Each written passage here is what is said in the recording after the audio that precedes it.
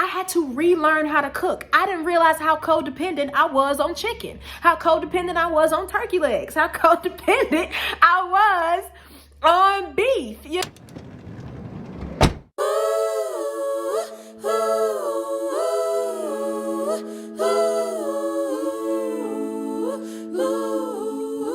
What's up, guys? Hey, family. My name is Samantha Grimes, and you're watching Samantha Grimes TV, a place dedicated to the total woman. All right, family, do me a favor. If you like natural hair care content, motivational content, recipes, and just everything dedicated to your inward spiritual health as well as your outward health, then go ahead and hit that subscribe button below. And if you've already done that, then hit the notification bell so that you do not miss any future uploads. Okay, so today I want to discuss how to go pescatarian. Now, I do want to start off by saying this. Listen, I am not a preacher in you need to eat just like me. No, I don't believe in that at all. Nor do I believe that you necessarily have to give up meat to be healthy. It was the healthiest choice for me. And if you desire to give up meat, if you desire to go vegan, vegetarian, or like we're discussing today, pescatarian, then I just wanted to give you some helpful tips, some benefits, and to really help you make that transition. So, like I said earlier, I am pescatarian. I transitioned into pescatarianism about 5 years ago, and I have not regretted that decision. Some benefits that I experienced was, number one, I rarely get sick. And I'm trying to be transparent with you. I do not get sick very often. It used to be a point where, like, around the same time of year, I used to always get really bad colds. And it's not that I'm invincible from getting colds, but I just do not get sick as quickly. I've noticed that my skin really started to benefit and look healthier and plumper and clearer than before. And like, I have makeup on right now, but if I washed all of this makeup off, like, I don't get to get acne very often. Every blue moon I may get a pimple, and within a day or two it's like gone.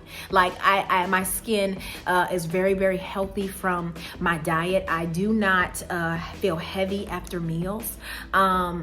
It's easy for me to go to the bathroom. Like, there's a lot of benefits I've experienced since giving up meat and just eating seafood. And sometimes in a lot of meals I don't eat seafood at all. It's just more so veggies. But yeah, I've just seen all these different benefits in my body. And so I want to help you transition. All right, so number one, you gotta go cold turkey. I hear so many people say, well, I'm transitioning slowly out of meat. I'm just gonna cut it out little by little. I wanna tell you, if you cut it out little by little, you ain't gonna never cut it out, okay? I don't know why we're like that. I don't know. But it's literally something that you're gonna have to just make a decision, and you're gonna have to just do it, okay?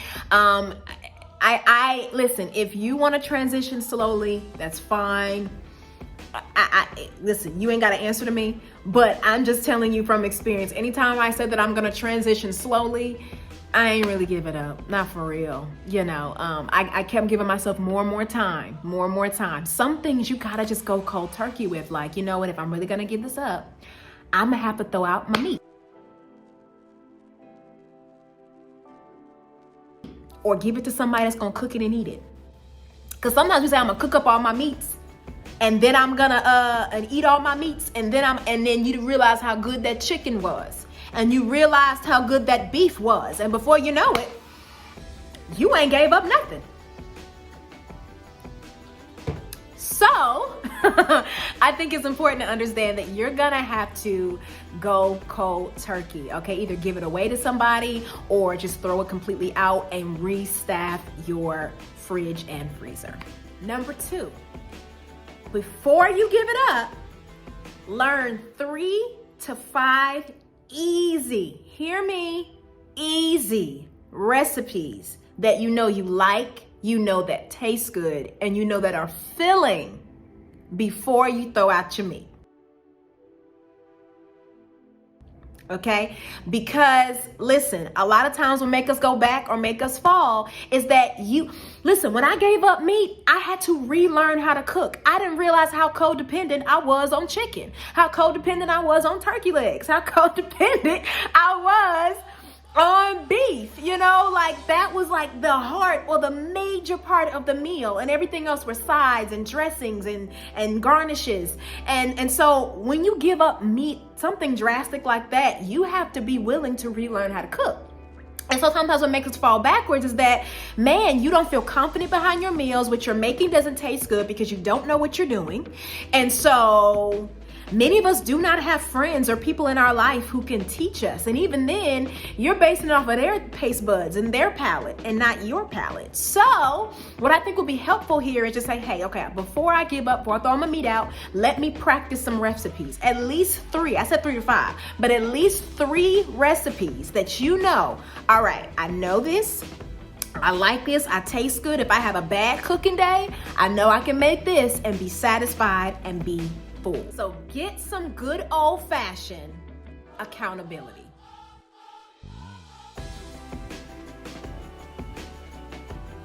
Okay? Listen, some of us, if ain't nobody looking, you gonna get a chicken leg. I seen it. I seen it in the spirit. I knew you was gonna do it. I saw you.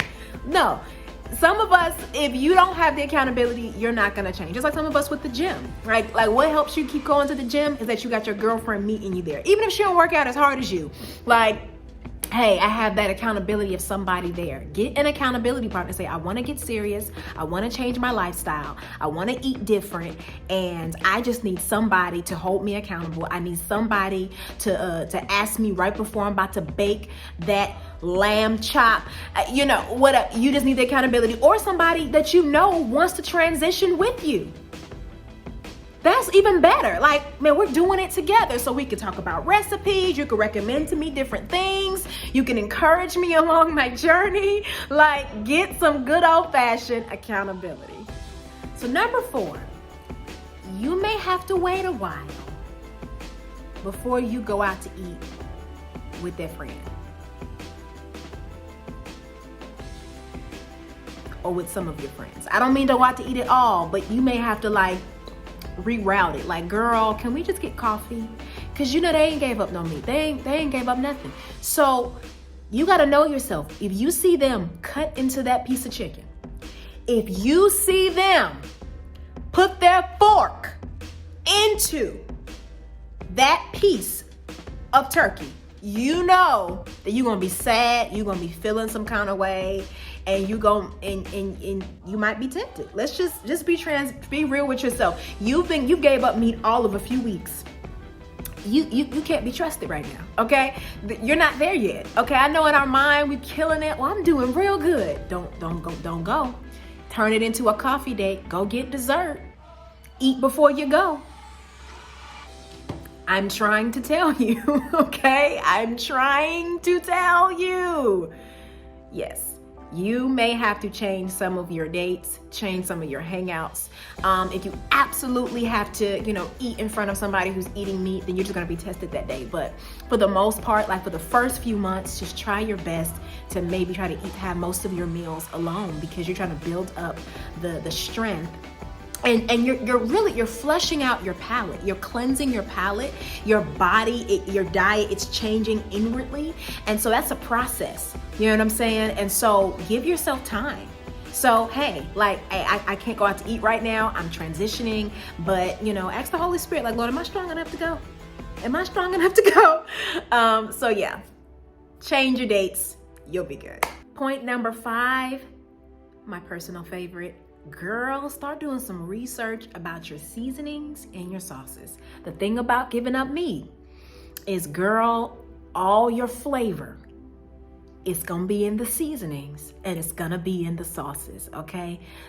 Start doing some research, watching some YouTube videos, watching some different people. If you want me to post maybe some recommendations for sauces and seasonings, let me know and I will definitely do that.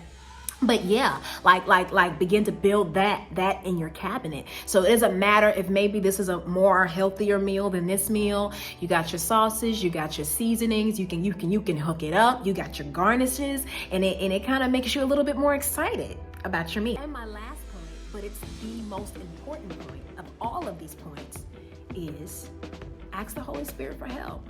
Let me tell you, the first time I tried to give up meat, okay? I felt miserably. I lasted a few days, and before you know it, I was eating a chicken bowl from Chipotle. Like it just didn't happen. It wasn't happening for me. And I remember the Lord was really, burdening my heart that he really wanted me to give up meat. That's what he was calling me to do. And I was just like, Lord, it's hard. Like I grew up on meat. My mama made fried chicken all the time. This is hard. What do you mean?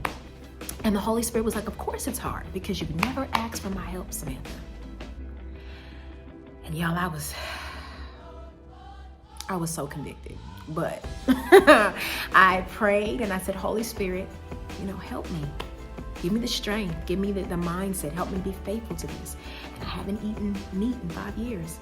I even had my daughter. I was pregnant all 9 months and I did not go back to meat. I did not fall. And I know that was only the grace of God that helped me. And it was really healthy for my daughter. My daughter came out very, very strong little girl from my lifestyle choices. So yeah, I pray that this helps you. I pray that this empowers you. Let me know if there's anything specific you want me to talk about, comment on. Please leave it in the comments below. As well as go ahead and like this video, comment and subscribe. All right, family. Love you guys. Talk soon.